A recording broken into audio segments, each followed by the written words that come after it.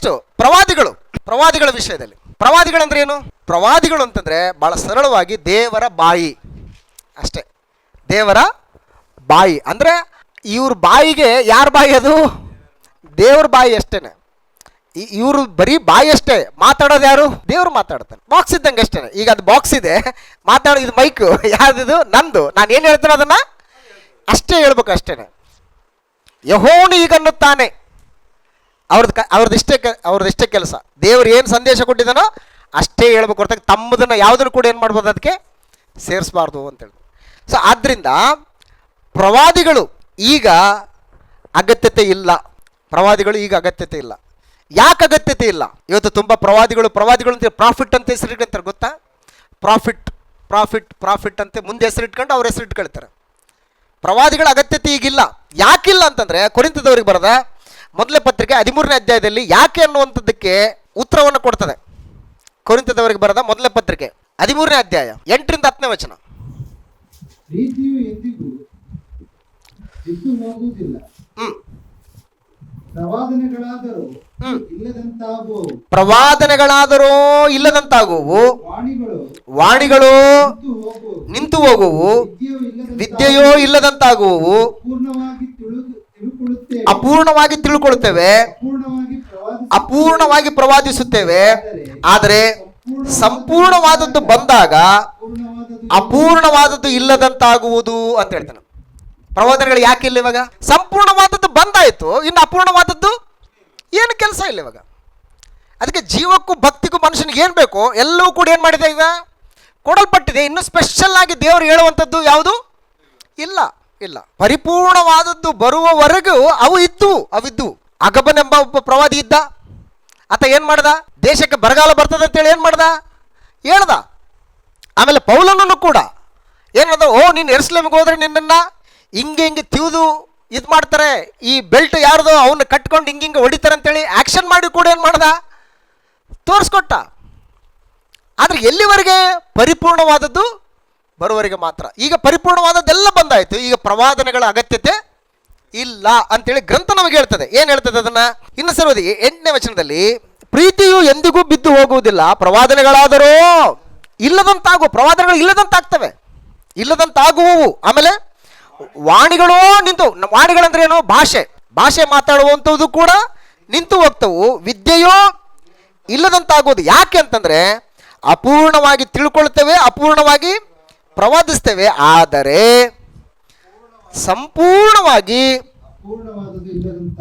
ಸಂಪೂರ್ಣವಾದದ್ದು ಬಂದಾಗ ಅಪೂರ್ಣವಾದದ್ದು ಇಲ್ಲದಂತಾಗುವುದು ಅಂದ್ರೆ ಸಂಪೂರ್ಣವಾದದ್ದು ಬಂದ ಮೇಲೆ ಅಪೂರ್ಣವಾದದ್ದು ಇವಾಗ ಇಲ್ಲ. ಸೊ ಹಾಗಾಗಿ ನಾನು ಪ್ರವಾದನೆ ಹೇಳ್ತೀನಿ, ನಾನು ಪ್ರಾಫಿಟ್ಟು ಅಂತಂದ್ರೆ ಸಾಧ್ಯ ಇಲ್ಲ ಇವಾಗ.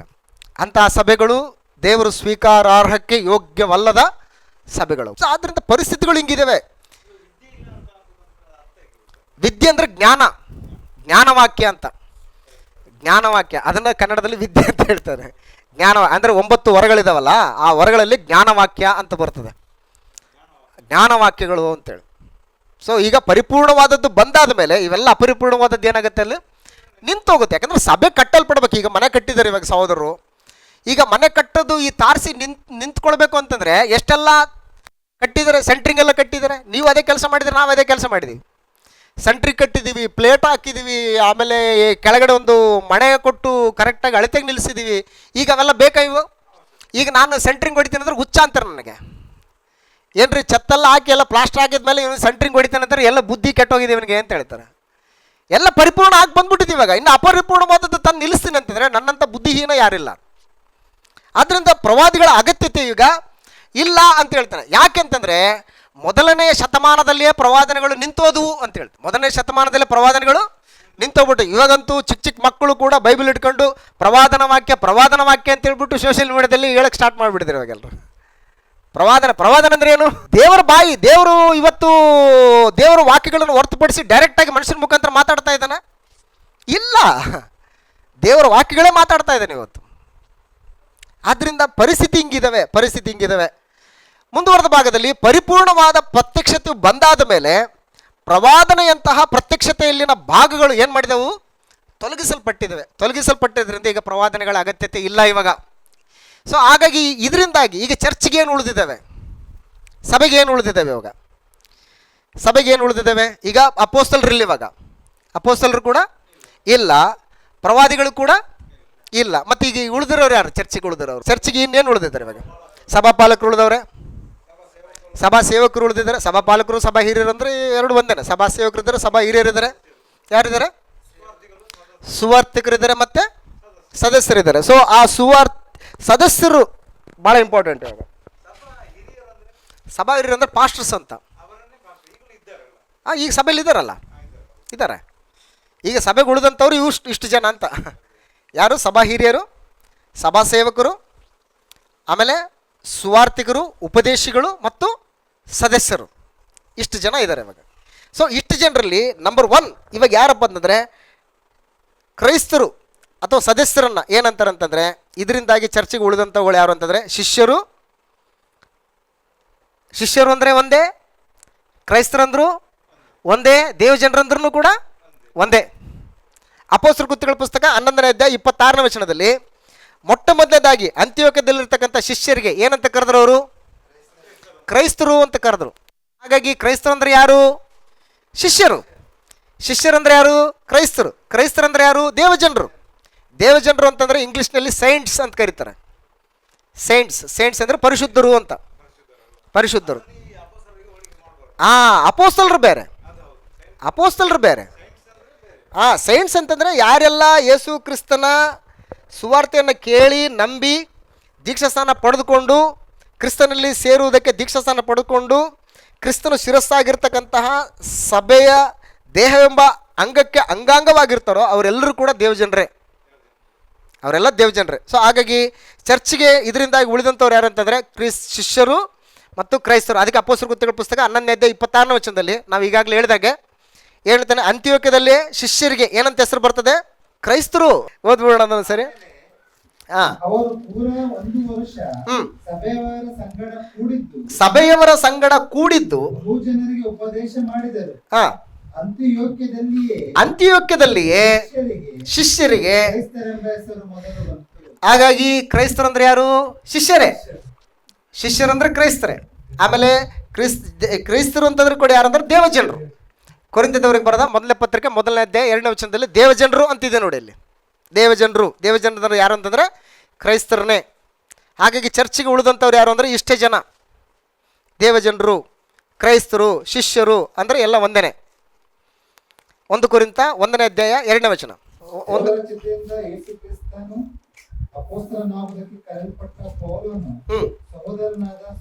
ಸೊಸ್ತೇನನು ಕೊರಿಂಥದಲ್ಲಿನ ದೇವರ ಸಭೆಗೆ ಅಂದರೆ ಕ್ರಿಸ್ತ ಯೇಸುವಿನಲ್ಲಿ ಪ್ರತಿಷ್ಠಿತರು ದೇವಜನರಾಗುವುದಕ್ಕೆ ಕರೆಯಲ್ಪಟ್ಟವರು ಅಂತ ಹೇಳ್ತಾರೆ. ಸೊ ಹಾಗಾಗಿ ದೇವರ ಜನರಂದ್ರೆ ಯಾರು?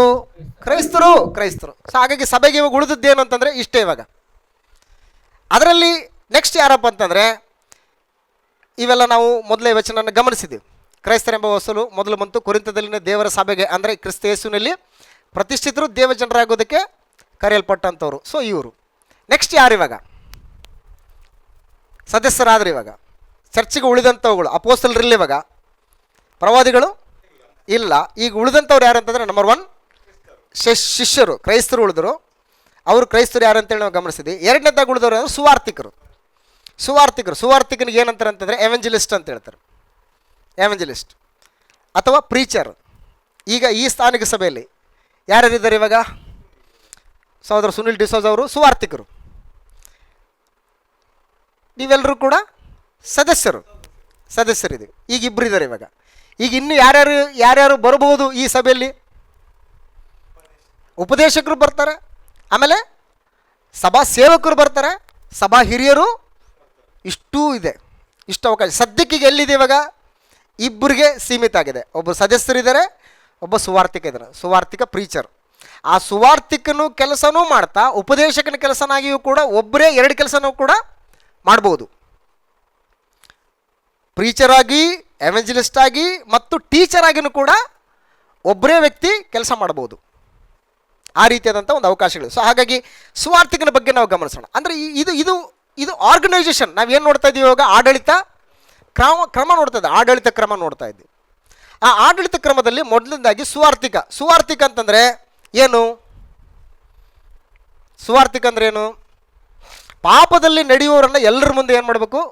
ಗದರಿಸುವವನು ಸುವಾರ್ತಿಕ ಅಂದ್ರೆ ನಂಬರ್ 1. ಅದಕ್ಕೆ ದೈವ ಪ್ರೇರಿತವಾದ ಪ್ರತಿಯೊಂದು ಶಾಸ್ತ್ರವು ಯಾವುದಕ್ಕೆ ಉಪಯೋಗ ಆಗ್ತದೆ? ಖಂಡನೆಗೂ, ಗದರಿಸುವುದಕ್ಕೂ, ಎಚ್ಚರಿಸುವುದಕ್ಕೂ, ತಿದ್ದುಪಾಟಿಗೂ ಏನಾಗಿದೆ? ಅದು ಉಪಯುಕ್ತವಾಗಿದೆ.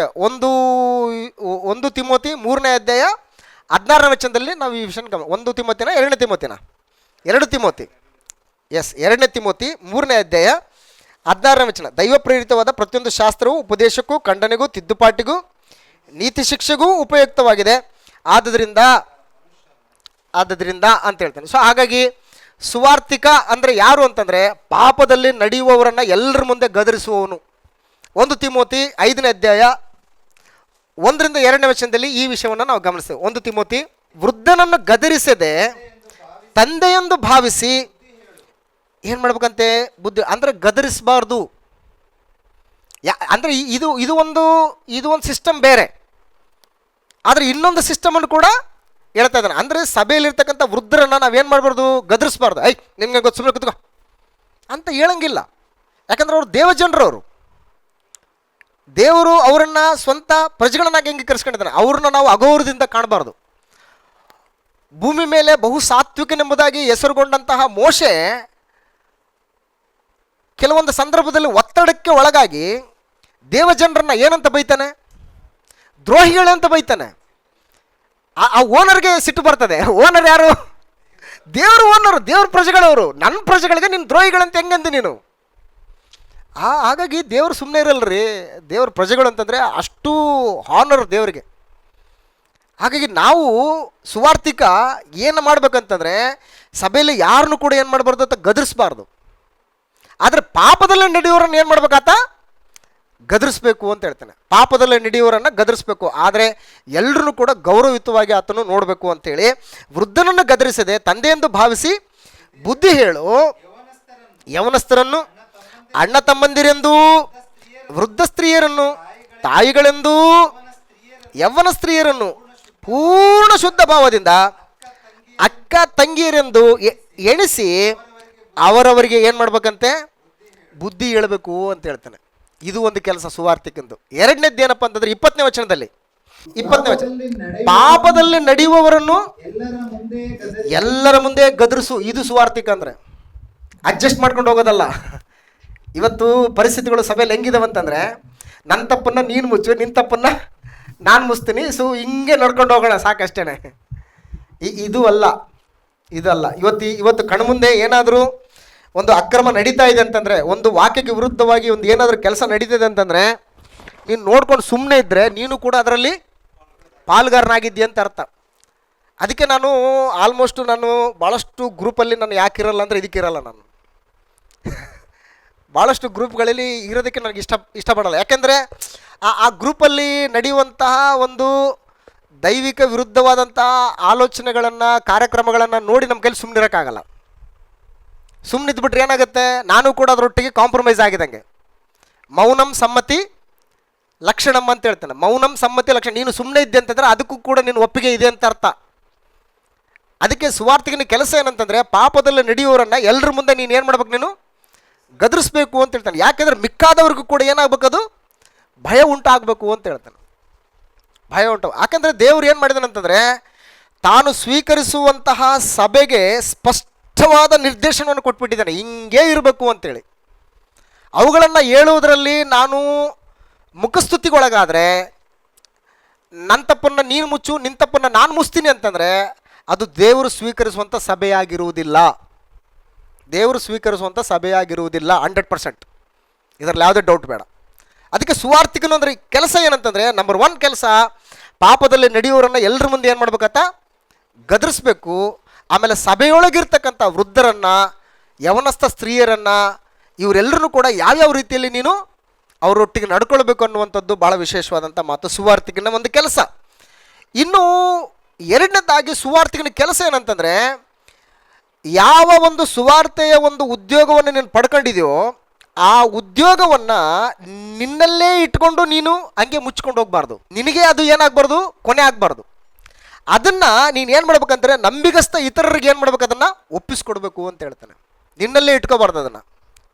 ಆ ಒಂದು ಉಪದೇಶದ ಸಾರಾಂಶ, ಆ ಉಪದೇಶ ಮಾಡುವಂತಹ ವಿಧಾನವನ್ನು, ಆ ಉಪದೇಶ ಸಾರಾಂಶವನ್ನು ನೀನು ನಂಬಿಗಸ್ತ ಸಹೋದರರಿಗೆ, ಬೋಧಿಸ ಶಕ್ತರಾದ ಸಹೋದರಿಗೆ ಏನು ಮಾಡ್ಬೇಕು, ನೀನು ಒಪ್ಪಿಸ್ಕೊಡ್ಬೇಕು ಅದನ್ನು ಅಂತ ಹೇಳ್ತಾನೆ. ನಿನ್ನಲ್ಲೇ ಇಟ್ಕೊಂಡು ಮಣ್ಣು ಮಾಡಬಾರ್ದು ಅದನ್ನು. ಇದು ಸುವಾರ್ತಿಕನು ಅಂತಂದ್ರೆ, ಸುವಾರ್ತಿಕನ ಕೆಲಸ ಅಂದರೆ ಇದು.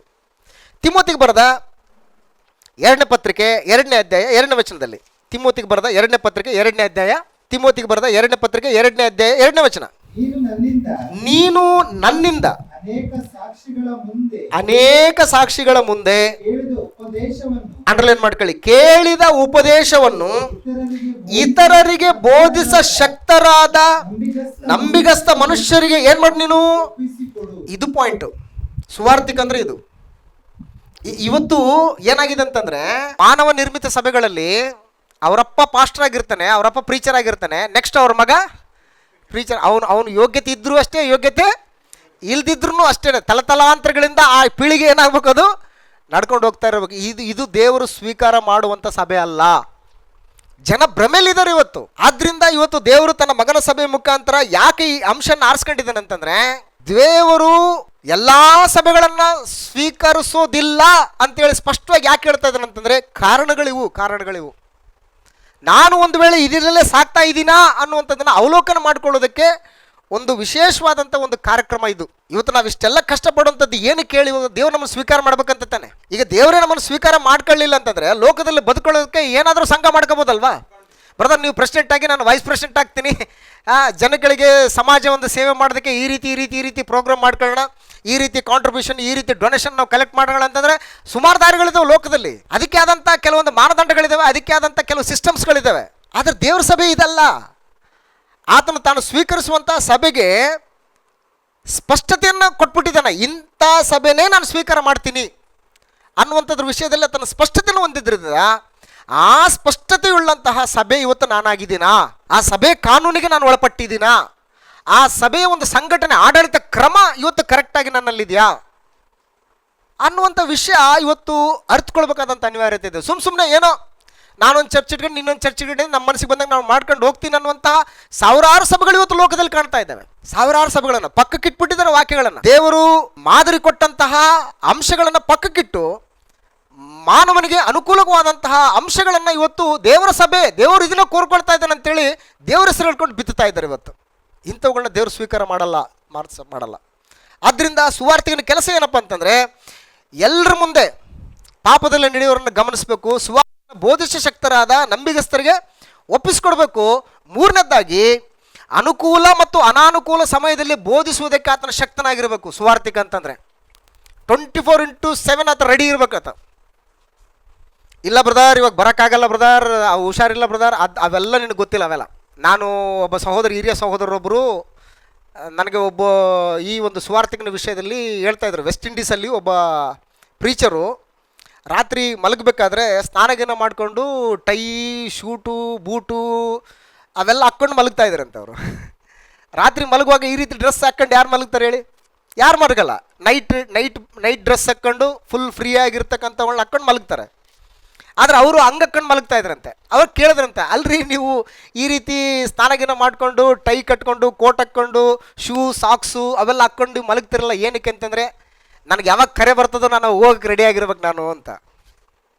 ಅಂದ್ರೆ ಸುವಾರ್ಥ ಸೇವೆಗೆ ನನಗೆ ಯಾವಾಗ ಕರೆ ಬರ್ತದೋ, ಬ್ರದರ್ ಇಲ್ಲಿ ಬನ್ನಿ, ಈ ಥರದೊಂದು ಕಾರ್ಯಕ್ರಮ ಇದೆ ಅಥವಾ ಇಂಥಲ್ಲಿ ಒಂದು ನನಗೆ ಇದು ಡೌಟ್ ಇದೆ, ಇದನ್ನು ತಿಳಿಸ್ಕೊಡಿ ಅಂತಂದರೆ ಏನು ಮಾಡ್ಬೇಕು, ಟಕ್ ಅಂತೇಳಿ ನಾನು ಏನಾಗಿರ್ಬೇಕಲ್ಲಿ ರೆಡಿಯಾಗಿರ್ಬೇಕು ನಾನು ಅಂತ ಹೇಳ್ತಾನೆ.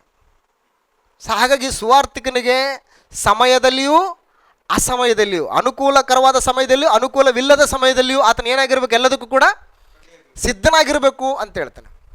ಇಲ್ಲರಿ ನನ್ನ ಕೈಲಿ ಆಗಲ್ಲ, ಅವು ನೆಪಗಳೆಲ್ಲ ಹೇಳ್ಬಾರ್ದು. ಒಂದು ಉದಾಹರಣೆ ಹೇಳ್ಬೇಕಂತಂದರೆ ಅಪೊಸ್ತಲರ ಕೃತ್ಯಗಳ ಪುಸ್ತಕ 8ನೇ ಅಧ್ಯಾಯದಲ್ಲಿ ಅದಕ್ಕೊಂದು ರೆಫರೆನ್ಸ್ ಹೇಳ್ತೀನಿ. ಅನುಕೂಲವಾದ ಸಮಯದಲ್ಲಿ ಅನುಕೂಲವಿಲ್ಲದ ಸಮಯದಲ್ಲಿ 2 ತಿಮೋತಿ 4ನೇ ಅಧ್ಯಾಯ 2ನೇ ವಚನ. 2 ತಿಮೋತಿ 4ನೇ ಅಧ್ಯಾಯ 2ನೇ ವಚನ. ದೇವರ ವಾಕ್ಯವನ್ನು ಸಾರು, ಅನುಕೂಲವಾದ ಕಾಲದಲ್ಲಿಯೂ ಅನುಕೂಲವಿಲ್ಲದ ಕಾಲದಲ್ಲಿಯೂ ಆಹಾ ಅದರಲ್ಲಿ ಆಸಕ್ತನಾಗಿರು. ಇಂಟ್ರೆಸ್ಟ್ ಆಗಿರಿ ನೀನು ಅಂತ. ಅದರಲ್ಲಿ ಏನಾಗಿರ್ಬೇಕು ನೀನು? ಇವನು ಸುವಾರ್ತಿಕ ಅಂತಂದ್ರೆ. ಅದಕ್ಕೆ ಈ ರೀತಿಯಾದಂಥ ಒಂದು ಅನುಕೂಲ ಮತ್ತು ಅನಾನುಕೂಲ ಸಮಯದಲ್ಲಿ ಯಾವ ರೀತಿ ಇಂಟ್ರೆಸ್ಟ್ ಆಗಿದ ಅನ್ನುವಂಥದ್ದನ್ನು ಅಪೊಸ್ತಲರ ಕೃತ್ಯಗಳ ಪುಸ್ತಕ 8ನೇ ಅಧ್ಯಾಯದಲ್ಲಿ ಕಂಚುಕಿಯೇ ರಕ್ಷಣೆ ಮಾರ್ಗದಲ್ಲಿದ್ದಾನೆ. ಈ ರಕ್ಷಣೆ ಮಾರ್ಗದಲ್ಲಿರ್ತಕ್ಕಂಥ ಕಂಚುಕಿಯನ್ನು ದೇವರು ಸರಿಯಾದ ದಾರಿಗೆ ತಗೊಂಡುಕೊಂಡು ಬರಬೇಕು ಅಂತೇಳಿ ಫಿಲಿಪ್ಪನಿಗೆ ಸಂದೇಶ ಕೊಡ್ತಾನೆ. 8ನೇ ಅಧ್ಯಾಯ 26ನೇ ವಚನ, ಅಪೊಸ್ತಲರ ಕೃತ್ಯಗಳ ಪುಸ್ತಕ 8ನೇ ಅಧ್ಯಾಯ 26ನೇ ವಚನ. ಅಷ್ಟರಲ್ಲಿ ಕರ್ತನ ದೂತನು ಫಿಲಿಪ್ಪನಿಗೆ, ನೀನು ಎದ್ದು ದಕ್ಷಿಣ ಕಡೆಗೆ ಯೆರೂಸಲೇಮಿನಿಂದ ಗಾಜಕ್ಕೆ ಹೋಗುವ ದಾರಿಯಲ್ಲಿ ಹೋಗು.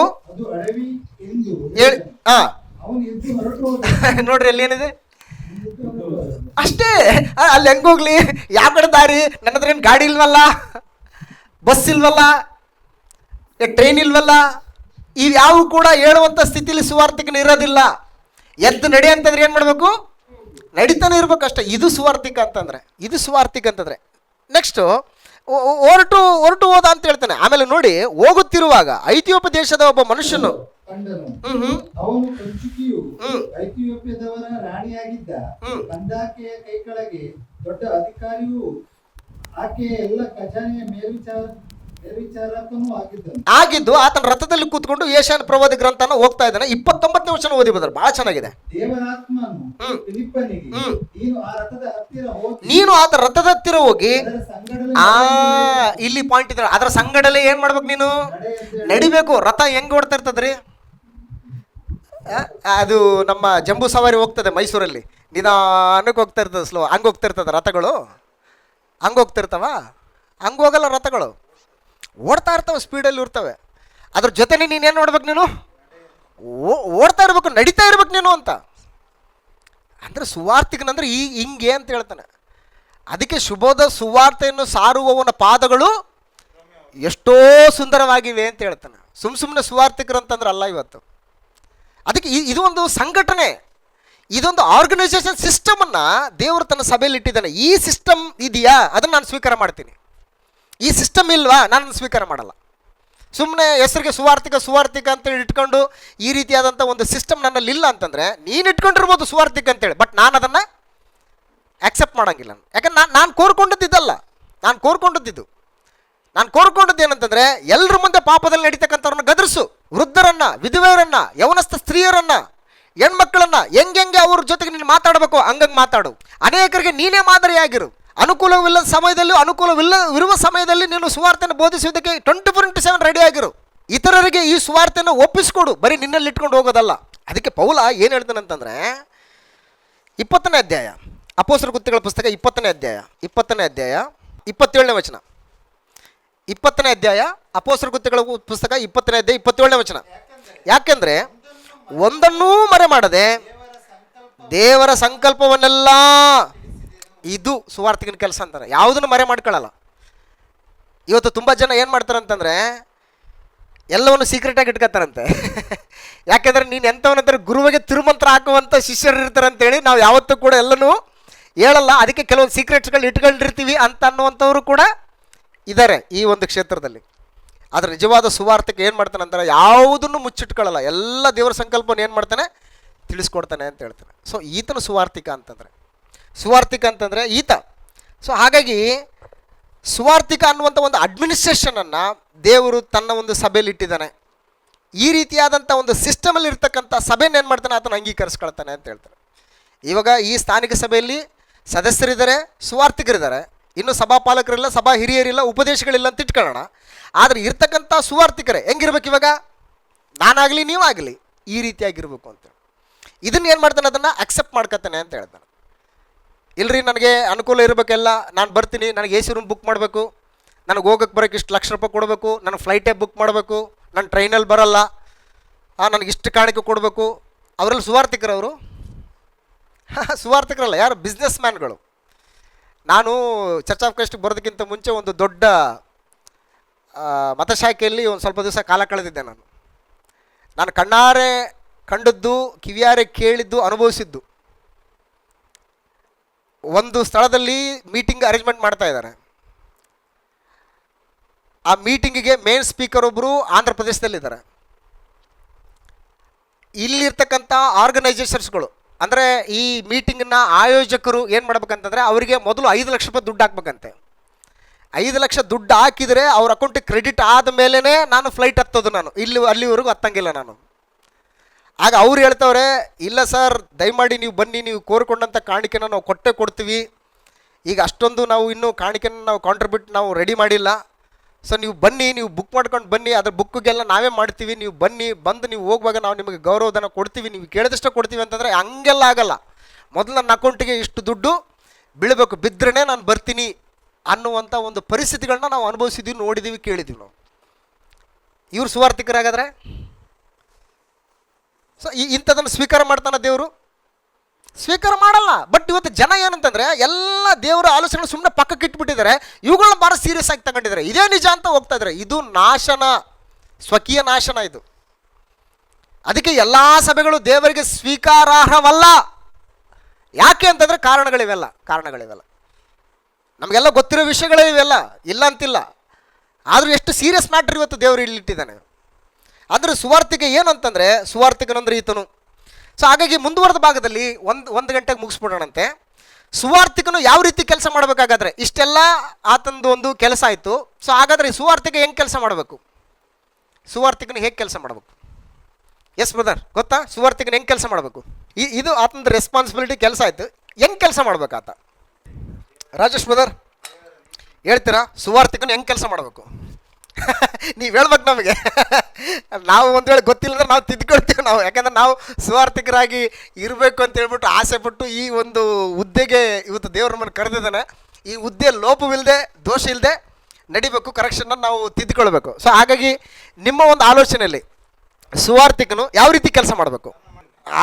ಅದು ಸಭಾ ಪಾಲಕನ ವಿಷಯದಲ್ಲಿ ಬರುತ್ತದೆ. ತನ್ನ ಮನೆಯವ್ರನ್ನ ಚೆನ್ನಾಗಿ ನೋಡ್ಕೋಬೇಕು ಅನ್ನೋದು ಅದು ಈ ಸುವಾರ್ತಿಕನು ಕೂಡ ಅನ್ವಯಿಸ್ತದೆ. ಯಾಕಂದ್ರೆ ಆತನು ಕೂಡ ತನ್ನ ಕುಟುಂಬನ ಸರಿಯಾದ ರೀತಿಯಲ್ಲಿ ಪಾಲನೆ ಮಾಡ್ಬೇಕಂತೇಳಿ. Okay, nice. ಹೆಂಗೆ ಕೆಲಸ ಮಾಡಬೇಕು ಅಂತ ಭಾಳ ಇಂಪಾರ್ಟೆಂಟ್. ಏನು ಗೊತ್ತಾ, ಸುವಾರ್ತಿಕನಿಗೆ ಜಗಳ ಆಡೋದಕ್ಕೆ ಭಾಳ ಅವಕಾಶಗಳಿರ್ತವೆ. ವಾದ ವಿವಾದ ಮಾಡೋದಕ್ಕೆ ಭಾಳ ಅವಕಾಶ ಇರ್ತವೆ. ಸುವಾರ್ತಿಕನು ಜಗಳ ಆಡಬಾರ್ದು ಯಾವತ್ತೂ ಕೂಡ. ಭಾಳ ವಾದ ವಿವಾದಗಳು ಸುವಾರ್ತಿಕನಿಗೆ ನಡೆಯೋದು ಜಾಸ್ತಿ. ಅದು ಹೆಂಗೆ ತಪ್ಪಂತೀರಿ? ಈಗ ನಾನು ಹೇಳಿದ್ನಲ್ಲ, ಅಪೋಸ್ತಲರಲ್ಲ ಅಲ್ಲ ಅಂತ ಹೇಳ್ತೀರಲ್ರಿ. ಹಾಗಾದರೆ ವಾಕ್ಯದ ಪ್ರಕಾರ ಸ್ಥಾನಿಕನಾದ ಯೋಹಾನನಿಂದ ದೀಕ್ಷಾಸ್ನಾನ ಮಾಡಿಸಿಕೊಂಡದ್ದು ಮೊದಲುಗೊಂಡು ಯೇಸು ಕ್ರಿಸ್ತನ ಪರಲೋಕಕ್ಕೆ ಆರೋಹಣ ಆಗೋವರೆಗೂ ಕೂಡ ಸೌಲ ಜೊತೆಗಿದ್ದನ್ರಿ? ಜೊತೆಗಿಲ್ವಲ್ಲ. ಮತ್ತು ಯೇಸು ಕ್ರಿಸ್ತ ಸ್ಪೆಷಲ್ ಆಗಿ ಏನು ಮಾಡಿದ್ದಾನೆ, ಆತನ್ನು ಆರಿಸ್ಕೊಂಡಿದ್ದಾನೆ, ಆತಗೆ ಎಕ್ಸೆಪ್ಷನ್ ಕೊಟ್ಟಿದ್ದಾನೆ. ಮತ್ತು ನಮಗೂ ಹಂಗೆ ಕೊಟ್ಟಿದ್ದಾನೆ. ಇವಾಗ ಏನು ಹೇಳ್ತೀರಂತ ಅವ್ರಿಗೆ? ಅವ್ರು ಅದನ್ನೇ ವಾದ. ಈಗ ನಾನೇನು ಮಾಡ್ಬಾರ್ದು ಅವಾಗ? ಜಗಳ ಮಾಡಬಾರ್ದು, ವಾದ ಮಾಡಬಾರ್ದು. ಅದಕ್ಕೆ ದೇವರ ಮಾತುಗಳು ಮುತ್ತುಗಳು ಅಂತ ಹೇಳ್ತಾನೆ. ಮುತ್ತುಗಳನ್ನು ಹಂದಿಗಳ ಮುಂದೆ ಏನು ಮಾಡಬಾರ್ದು, ನಾವು ಚೆಲ್ಲಬಾರ್ದು. ಸಾತ್ವಿಕತೆ ಹೊಂದಿದ್ದು. ಹೌದು, ನಾನು ತಪ್ಪು ಮಾಡಿದ್ರೆ ನಾನು ತಿದ್ದುಕೊಳ್ಬೇಕು. ನಾನು ದೇವರ ಕೃಪೆಯನ್ನು ನಾನು ಕಳ್ಕೊಳ್ಬಾರ್ದು. ದೇವರ ಗ್ರಂಥ ಏನು ಹೇಳ್ತದೋ ಅದ್ರ ಪ್ರಕಾರ ನಾನು ನಡಿಬೇಕು ಅಂತ ಮನಸ್ಸಿರ್ತಕ್ಕಂಥವ್ರಿಗೆ ನಿನ್ನ ಪ್ರೀತಿಯಿಂದ ಅದನ್ನು ಏನು ಮಾಡೋದು, ನೀನು ಹೇಳಿ ಜಗಳ ಆಡಬೇಡ, ವಾದ ವಿವಾದ ಮಾಡಬೇಡ. ಹಾಗಾಗಿ ಸುವಾರ್ತಿಕನು ಹೆಂಗೆ ಕೆಲಸ ಮಾಡ್ಬೇಕಂತಂದರೆ ಜಗಳ ಆಡಬಾರ್ದು. ಫಸ್ಟ್ ಆಫ್ ಆಲ್ ಆತಂದು ಕ್ಯಾರೆಕ್ಟರ್, ಜಗಳ ಜಗಳನೇ ಆಡಬಾರ್ದು, ವಾದ ವಿವಾದನೇ ಮಾಡಬಾರ್ದು. ಅದಕ್ಕೆ ತಿಮೋತಿಗೆ ಬರೆದ 2ನೇ ಪತ್ರಿಕೆ 2ನೇ ಅಧ್ಯಾಯ 24ನೇ ವಚನದಲ್ಲಿ, ತಿಮೋತಿಗೆ ಬರೆದ 2ನೇ ಪತ್ರಿಕೆ 2ನೇ ಅಧ್ಯಾಯ 24ನೇ ವಚನದಲ್ಲಿ, ಕರ್ತನ ದಾಸನು ಜಗಳವಾಡದೆ ಎಲ್ಲರ ವಿಷಯದಲ್ಲಿ ಸಾಧುವು, ಬೋಧಿಸುವುದರಲ್ಲಿ ಪ್ರವೀಣನು, ಕೇಡನ್ನು ಸಹಿಸಿಕೊಳ್ಳುವವನು ಆಗಿರಬೇಕು ಅಂತ ಹೇಳ್ತಾನೆ. ನೋಡಿ, ಈ 3 ಕ್ಯಾರೆಕ್ಟರ್ ಇರಬೇಕು ಸುವಾರ್ತಿಕನಿಗೆ. ಹೆಂಗೆ ಕೆಲಸ ಮಾಡಬೇಕು ಅಂತಂದರೆ, ನಂಬರ್ 1, ಆತನ ಏನು ಮಾಡಬಾರ್ದು, ಜಗಳ ಆಡಬಾರ್ದು. ಎಲ್ಲರ ವಿಷಯದಲ್ಲಿ ಏನಾಗಿರಬೇಕು, ಸಾಧುವಾಗಿರಬೇಕು. ಆತನ ಒಂದು ವೇಳೆ ಧಿಕ್ಕರಿಸ್ತಾ ಇದ್ರು ಕೂಡ, ಆತನು ಒಂದು ವೇಳೆ ನೀನು ಹೇಳ್ತಕ್ಕಂಥದ್ದು ಸುಳ್ಳು ಬೋಧಕಣಯ, ನಿನ್ನ ಹೇಳ್ತಕ್ಕಂಥ ಅಬದ್ಧ ಬೋಧ, ನಿನ್ನ ಸೈತಾನನ ಅನುಚರ ನೀನು ಅಂತ ಅಂದ್ರೂ ಕೂಡ ಏನು ಮಾಡ್ಬೇಕು, ನಾನು ಸಾಧುವಾಗಿರಬೇಕು. ಯಾಕೆಂದರೆ ನಾವು ಯಾರ ಪಕ್ಷದಲ್ಲಿ ಕೆಲಸ ಮಾಡ್ತಾ ಇದ್ದೀವಿ? ನಾವು ಕ್ರಿಸ್ತನ ಪಕ್ಷದಲ್ಲಿ ಕೆಲಸ ಮಾಡ್ತಾ ಇದ್ದೀವಿ. ನಾವು ಕ್ರಿಸ್ತನ ಹೆಜ್ಜೆ ಜಾಡಿ ಏನು? ಆತನು ಬೈಯುವವರಿಗೆ ಪ್ರತಿಯಾಗಿ ಬೈಯಲಿಲ್ಲ, ಹೊಡೆಯುವವರಿಗೆ ಪ್ರತಿಯಾಗಿ ಹೊಡಿಲಿಲ್ಲ, ಬೆದರಿಸುವವರಿಗೆ ಪ್ರತಿಯಾಗಿ ಬೆದರಿಸಲಿಲ್ಲ. ಆತ ಹೆಜ್ಜೆ ಜಾಡಿ ಬಿಟ್ಟು ಹೋಗಿದ್ದು ನಮಗೆ. ಆದರೆ ಒಂದು ಏನು ಕೆಲಸ ಅಂತಂದರೆ, ನಾವು ಸಾಧುವಾಗಿರಬೇಕು, ಸತ್ಯವಾಕ್ಯವನ್ನು ಸರಿಯಾದ ರೀತಿಯಲ್ಲಿ ವಿಭಜಿಸಿ ಅದನ್ನು ಪ್ರಸ್ತುತಪಡಿಸ್ಬೇಕು. ಪಾಪದಲ್ಲಿ ನಡೀತಕ್ಕಂಥವ್ರನ್ನ ಖಂಡಿಸ್ಬೇಕು, ಗದರಿಸ್ಬೇಕು, ಎಚ್ಚರಿಸ್ಬೇಕು. ಎಲ್ಲ ವಿಷಯದಲ್ಲಿ ನಾವು ಏನಾಗಿರ್ಬೇಕು ಅಂದರೆ ಸಾಧುವಾಗಿರಬೇಕು. ಆಮೇಲೆ ಏನು ಹೇಳ್ತಾನೆ ಅಂದರೆ ಬೋಧಿಸೋದ್ರಲ್ಲಿ ಏನಾಗಿರ್ಬೇಕು, ನಾನು ಪ್ರವೀಣನಾಗಿರಬೇಕು ಅಂತ. ಪ್ರವೀಣನಾಗಿರ್ಬೇಕು ನೀನು. ಪ್ರವೀಣ ಅಂತಂದ್ರೆ ಏನು? ಸ್ಕಾಲರು ಅಂತ. ಆ್ಯಕ್ಚುಲಿ ನಾವು ಇವಾಗೆಲ್ಲ ನೀವು ಮಾಡ್ತಾ ಇದ್ದೀವಲ್ಲ, ಇವೆಲ್ಲ ನಾವು ಪ್ರಿಪೇರ್ ಆಗಿ ಮಾಡ್ತಾ ಇದ್ದೀವಿ. ನಾವು ಹೆಂಗಿರ್ಬೇಕಂತಂದ್ರೆ ನೀನು ಯಾವ ಸಬ್ಜೆಕ್ಟ್ ಬೇಕು ಹೇಳು, ಈಗಲೇ ಹೇಳ್ತೀನಿ ಅಂತ ಅನ್ಬೇಕು. ಆ ಮಟ್ಟಿಗೆ ನಾವು ಏನಾಗಬೇಕು, ನಾವು ಬೆಳಿಬೇಕು ಅಂತ. ಅಷ್ಟು ಅಭ್ಯಾಸ ಮಾಡಬೇಕು, ಪ್ರವೀಣ ಆಗಿಬಿಡ್ಬೇಕು ಅಂತ. ಅದಕ್ಕೆ ಪೌಲ ತಿಮೋತಿಗೆ ಏನು ಹೇಳ್ತಾನಂತಂದರೆ, ನಾನು ಬರುವವರೆಗೂ ವೇದ ಪಾರಾಯಣವನ್ನು ಉಪದೇಶವನ್ನು ಮಾಡದೆ ನೀನು ಬಿಡಬೇಡ ಅಂತ ಹೇಳ್ತಾನೆ ನೋಡಿ. ತಿಮೋತಿಗೆ ಬರೆದ ಮೊದಲನೇ ಪತ್ರಿಕೆ 4ನೇ ಅಧ್ಯಾಯ 11-12ನೇ ವಚನ. ಈ ಸಂಗತಿಗಳನ್ನು ಆಜ್ಞಾಪಿಸಬೇಕು ಮತ್ತು ಬೋಧಿಸಬೇಕು. ಯವನಸ್ಥನಿಂದ ನಿನ್ನನ್ನು ಅಸಡ್ಡೆ ಮಾಡೋದಕ್ಕೆ ಯಾರಿಗೂ ಅವಕಾಶ ಕೊಡದೆ ನಂಬುವವರಿಗೆ ನಡೆ, ನುಡಿ, ಪ್ರೀತಿ, ನಂಬಿಕೆ, ಶುದ್ಧತ್ವ ಇವುಗಳ ವಿಷಯದಲ್ಲಿ ನೀನೇ ಮಾದರಿಯಾಗಿರು. ನಾನು ಬರುವ ತನಕ ವೇದ ಪಾರಾಯಣವನ್ನು, ಪ್ರಸಂಗವನ್ನು, ಉಪದೇಶವನ್ನು ಮಾಡುವುದರಲ್ಲಿ ಏನಾಗಿರು ನೀನು. ಇದು ಪಾಯಿಂಟ್ ಸುವಾರ್ತಿಕನ ಕೆಲಸ ಅಂತಂದ್ರೆ. ಇವತ್ತು ನಾವು ಏನು ಮಾಡ್ಬೇಕಪ್ಪ ಅಂತಂದರೆ, ಒಂದು ಕಿವಿ ಮಾತು ಹೇಳ್ತೀನಿ. ನಾನು ಕೂಡ ಮೊದಲು ಇದೇ ತಪ್ಪು ಮಾಡ್ತಾ ಇದ್ದೆ. ಈಗ ಆ ತಪ್ಪನ್ನು ನಾನು ಬಿಟ್ಬಿಟ್ಟು ತಿದ್ಕೊಂಡಿದ್ದೀನಿ. ನಾನು ಏನು ಮಾಡ್ತಾ ಇದ್ದೆ ಅಂತಂದರೆ, ಮೊದಲು ನಾನು ಅಷ್ಟೊಂದು ಗ್ರಂಥ ಓದೋದಕ್ಕೆ ಟೈಮ್ ಕೊಡ್ತಾ ಇದ್ದಿಲ್ಲ. ಈಗ ಸಹೋದರ ಸುನಿಲ್ರವರು ಯಾವುದೋ ಒಂದು ಪಾಠ ಮಾಡಿದ್ರು ಅಂತ ಇಟ್ಕೊಳ್ಳಿ, ಆ ಪಾಠದ ಥೀಮನ್ನು ನಾನು ತೊಗೊಂಡ್ಬಿಡೋದು, ತಗೊಂಡು ಅದಕ್ಕೆ ಇನ್ನೊಂದು 2-3 ವಚನಗಳನ್ನು ಸೇರಿಸಿ ಅದನ್ನು ಎಕ್ಸ್ಪ್ಲೇನ್ ಮಾಡೋದು. ಈ ಕೆಲಸ ಮಾಡಬಾರ್ದು. ನಾವೇನು ಮಾಡ್ಬೇಕಂತ, ನಾವು ಗ್ರಂಥನ ಓದಬೇಕು. ನಾವು ಓದಿದಾಗ ಏನಾಗುತ್ತೆ ಅಂದರೆ ಥಾಟ್ಸ್ಗಳು ಬರ್ತವೆ. ನನಗೆ ಆದಂಥ ಒಂದು ದೈವಿಕ ದೃಷ್ಟಿಕೋನ ಏನು ಅಂತೇಳಿ ದೇವರ ವಾಕ್ಯ ನನ್ನನ್ನು ಆ ದೃಷ್ಟಿಕೋನದಲ್ಲಿ ನಡ್ಕೊಂಡು ಹೋಗ್ತದೆ. ಆ ಅಂಶಗಳು ಸೇಮ್ ಅಂಶಗಳಿರ್ತವೆ. ಆದರೂ ಕೂಡ ನಾನು ಏನಾಗಬೇಕಂತಂದರೆ, ಅತಿ ಹೆಚ್ಚು ವೇದ ಪಾರಾಯಣವನ್ನು ಮಾಡುವುದರ ಮೂಲಕ ಏನಾಗುತ್ತೆ, ನನಗೆ ವಿಷಯಗಳು ನನಗೆ ಮನದಟ್ಟಾಗ್ತದೆ. ಯಾರಿಗೆ ಹೇಳಿದ್ರು, ಆ ಸಂದರ್ಭ ಏನು, ಆ ಸಿಚುವೇಶನ್ ಏನು, ನನ್ನ ತಲೆಯಲ್ಲಿ ಹಾಗೇ ಪಿಕ್ಚರ್ ಏನಾಗ್ತಿರ್ತದೆ, ಅದು ಓಡ್ತಾ ಇರ್ತದೆ. ಸೊ ಈ ರೀತಿಯಾಗಿ ನಾನು ಓದುವುದ್ರ ಮೂಲಕ ಏನಾಗ್ತೀನಿ ಅಂತಂದರೆ, ನನಗೆ ಇಡೀ ವಿಷಯ ಏನಾಗ್ತದೆ, ನನ್ನ ಗ್ರಿಪ್ಪಿಗೆ ಬರ್ತದೆ. ಸೊ ಆ ದಿಕ್ಕಿನಲ್ಲಿ ಇವತ್ತು ನಾವೇನು ಮಾಡಬೇಕು ಅಂತಂದರೆ, ಸುವಾರ್ತಿಕನಾಗಿ ಕೆಲಸನ ಮಾಡಬೇಕು ಅಂತ ಹೇಳ್ತಾನೆ. ಸೊ ಆದ್ದರಿಂದ ಸುವಾರ್ತಿಕನು ಯಾವ ರೀತಿ ಕೆಲಸ ಮಾಡಬೇಕಪ್ಪ ಅಂತಂದರೆ, ಅವನು ಮೊದಲು ಜಗಳಾಡಬಾರ್ದು, ಎಲ್ಲರ ವಿಷಯದಲ್ಲಿ ಸಾಧುವಾಗಿರಬೇಕು, ಬೋಧಿಸೋದ್ರಲ್ಲಿ ಪ್ರವೀಣನಾಗಿರಬೇಕು, ಆಮೇಲೆ ಕೇಡನ್ನು ಸಹಿಸಿಕೊಳ್ಳುವನಾಗಿರಬೇಕು. ಒಂದು ಕೇಡನ್ನು ಸಹಿಸಿಕೊಳ್ಬೇಕು ಅಂತ ಹೇಳ್ತಾನೆ. ಇದು ತುಂಬ ಕಷ್ಟ. ಇದು ಕೇಡನ್ನು ಸಹಿಸಿಕೊಳ್ಳೋದು ಬಹಳ ಕಷ್ಟ. ಸೊ ಅದು ಸುವಾರ್ತಿಕನ ಒಂದು ಗುಣಲಕ್ಷಣ. ಸೊ ಮುಂದುವರೆದ ಭಾಗದಲ್ಲಿ ಸುವಾರ್ತಿಕನು ಏನು ಮಾಡಬೇಕು ಅಂತಂದರೆ, ಯೂದ ಪತ್ರಿಕೆಯಲ್ಲಿ ಹೇಳ್ತಾನೆ, ಪ್ರಿಯರೇ, ನಮಗೆ ಉದುವಾಗಿರುವ ರಕ್ಷಣೆ ವಿಷಯದಲ್ಲಿ ನಿಮಗೆ ಬರೆಯುವುದಕ್ಕೆ ಪೂರ್ಣಾಸಕ್ತಿಯಿಂದ ಪ್ರಯತ್ನ ಮಾಡುತ್ತಿದ್ದಾಗ ದೇವಜನರಿಗೆ ಶಾಶ್ವತವಾಗಿರುವಂತೆ ಒಂದೇ ಸಾರಿ ಒಪ್ಪಿಸಲ್ಪಟ್ಟ ನಂಬಿಕೆಯನ್ನು ಕಾಪಾಡಿಕೊಳ್ಳುವುದಕ್ಕೆ ನೀವು ಹೋರಾಡಬೇಕೆಂದು ಎಚ್ಚರಿಸಿ ಬರೆಯುವುದು ಅವಶ್ಯವೆಂದು ತೋಚಿತು ಅಂತ ಹೇಳ್ತಾನೆ. ಸೊ ಹಾಗಾಗಿ ಸುವಾರ್ತಿಕನ ಒಂದು ಕೆಲಸ ಏನಂತಂದರೆ, ಒಂದೇ ಸಾರಿ ಒಪ್ಪಿಸಲ್ಪಟ್ಟಂಥ ನಂಬಿಕೆಯನ್ನು ಕಾಪಾಡಿಕೊಳ್ಳೋದಕ್ಕೆ ಹೋರಾಡಬೇಕು ಅಂತ ಹೇಳ್ತಾನೆ. ನಂಬಿಕೆಯನ್ನು ಕಾಪಾಡಿಕೊಳ್ಳೋದಕ್ಕೆ ಏನು ಮಾಡಬೇಕು, ನಾವು ಹೋರಾಡಬೇಕು ಅಂತ, ಫೈಟಿಂಗ್ ಮಾಡಬೇಕು ಅಂತ ಹೇಳ್ತಾನೆ. ಆ ಫೈಟಿಂಗನ್ನು ಯಾರು ಮಾಡಬೇಕಂದ್ರೆ ಸುವಾರ್ತಿಕನ ಮಾಡಬೇಕು ಅಂತ. ತುಂಬ ಹೋರಾಟಗಳು ಬರ್ತವೆ. ಈ ನಂಬಿಕೆ ಈ ವಿಶ್ವಾಸದ ಮೇಲೆ ನಾವು ಹೋಗ್ತಾ ಇದ್ದೀವಿ. ಇವಾಗ ಇದಲ್ರಿ ವಿಶ್ವಾಸ, ಇನ್ನೊಂದು ವಿಶ್ವಾಸ ಅಂತ ಏನು ಮಾಡ್ತಾರೆ ಅವರು, ಬಂದು ಬೋಧಿಸ್ತಾರೆ. ಬೋಧಿಸುವಾಗ ನೀನು ಸರಿಯಾದ ಉಪದೇಶವನ್ನು ಮಾಡಿ ಇದೇ ಸರಿಯಾದ ನಂಬಿಕೆ ಅನ್ನುವಂಥದ್ದನ್ನು ನೀನು ಹೋರಾಡಬೇಕು. ಅವಿಶ್ವಾಸದೊಟ್ಟಿಗೆ ನಿಜವಾದ ವಿಶ್ವಾಸ ಹೋರಾಡಿ ಸತ್ಯವನ್ನು ಸ್ಥಾಪಿಸಬೇಕು. ಆ ದಿಕ್ಕಿನಲ್ಲಿ ಸುವಾರ್ತಿಕೆ ಏನು ಮಾಡಬೇಕಂದ್ರೆ ಕೆಲಸ ಮಾಡಬೇಕಾಗತ್ತೆ. ಆಮೇಲೆ ಮುಂದುವರೆದ ಭಾಗದಲ್ಲಿ ಏನಂತಂದರೆ, ಆತನ ಶ್ರಮೆಯನ್ನು ತಾಳ್ಕೊಳ್ಬೇಕು ಅಂತ ಹೇಳ್ತಾನೆ. ಸುವಾರ್ತಿಕ ಶ್ರಮೆಯನ್ನು ತಾಳ್ಕೊಳ್ಬೇಕು, ಹಿಂಸೆಗಳನ್ನು ತಾಳ್ಕೊಳ್ಬೇಕು, ಆಮೇಲೆ ಮುಖಸ್ತುತಿಯಿಂದ ದೂರ ಇರಬೇಕು ಅಂತ ಹೇಳ್ತಾನೆ. ಸುವಾರ್ತಿಕಿಂದ ಮೇನ್ ಪಾಯಿಂಟ್ ಇದು, ಮುಖಸ್ತುತಿಯಿಂದ ದೂರ. ಮುಖಸ್ತುತಿ ಅಂದರೆ ಏನು? ಹಂಗಲ್ಲ. ಈಗ ಡಿಸೋಜ ಬ್ರದರು ಇದೆಲ್ಲ ಪಾಠ ಭಾರಿ ಚಂದವಾಗಿ ಹೇಳಿದ್ರು ಬ್ರದರ್. ಅಯ್ಯೋ ನನಗಂತೂ ತುಂಬ ಇಷ್ಟ ಆಯ್ತು ಬ್ರದರ್, ನಿಮ್ಮ ಥರ ಯಾರೂ ಹೇಳಲ್ಲ ಬ್ರದರ್, ನೀವು ಹೇಳಿದ್ದು ನನಗೆ ಭಾಳ ಮನಸ್ಸಿಗೂ ಮುಟ್ಟಿತು ಬ್ರದರ್. ಏನಿದು? ಅಲ್ಲ, ನೀವು ಸತ್ಯವಾಗಿ ಹೇಳ್ತಿದ್ರಿ, ಇಲ್ಲ ಅಂತಿಲ್ಲ. ಬಟ್ ನಾನು ಇವುಗಳಿಂದ ಏನಾಗಿರ್ಬೇಕು, ನಾನು ದೂರ ಆಗಿರಬೇಕು. ಯಾಕೆ ಅಂತಂದರೆ ಇದನ್ನು ನನ್ನನ್ನು ಬೇರೆ ಕಡೆ ತಿರ್ಸ್ಕೊಂಡು ಹೋಗ್ತದೆ ಅಂತ. ನನ್ನಲ್ಲಿ ಏನು ಹುಟ್ಟಾಕ್ಬೋದು ಅಂತಂದರೆ ನಾನು ಗ್ರೇಟು, ನಾನು ಆ ಬ್ರದರೇ ಹಿಂಗೆ ಅಂದಿದ್ದಾರೆ ಅಂತಂದರೆ ನಾನು ಗ್ರೇಟ್, ನಾನು ತುಂಬ ಚೆನ್ನಾಗಿ ಎಕ್ಸ್ಪ್ಲೇನ್ ಮಾಡ್ತೀನಿ. ಏನಾಗುತ್ತೆ ನನ್ನಲ್ಲಿ ನಾನು ಅನ್ನುವಂಥದ್ದು ಬಂದ್ಬಿಡ್ತದೆ. ಅದು ಅದಕ್ಕೆ ಈ ಮುಖದಿಂದ ಏನಾಗಿರ್ಬೇಕು, ನಾವು ದೂರ ಆಗಿರ್ಬೇಕಂತಂದರೆ ಗ್ಲೋರಿ ಟು ಗಾಡ್, ದೇವ್ರಿಗೆ ಸ್ತೋತ್ರ, ಅಷ್ಟಕ್ಕೆ ಸೀಮಿತ. ಮುಖಸ್ತುತಿಯಿಂದ ನನಗಿರ್ಬೇಕು, ನಾನು ದೂರ ಇರಬೇಕು. ಸುವಾರ್ತಿಕ ಈ ಕೆಲಸ ಮಾಡಬೇಕು. ಯಾರಾದ್ರೂ ನಿಮ್ಮನ್ನು ಮುಖಸ್ತುತಿ ಮಾಡ್ತಾರೆ ಅಂತ ಇಟ್ಕೊಳ್ಳಿ, ಮೊದಲಲ್ಲಿಂದ ದೂರ ಆಗಿರಿ ನೀವು ಅಂತ ಹೇಳ್ತಾನೆ. ಯಾಕೆಂದರೆ ಕೆಡುವಂಥ ಅವಕಾಶಗಳು ಜಾಸ್ತಿ ಇರ್ತವೆ. ಅಂದರೆ ಮನಸ್ಸುಗಳು ಹೆಂಗೆಂಗೋ ವಾಲ ಕಡೆಗೆ ಸ್ಟಾರ್ಟ್ ಆಗುತ್ತೆ.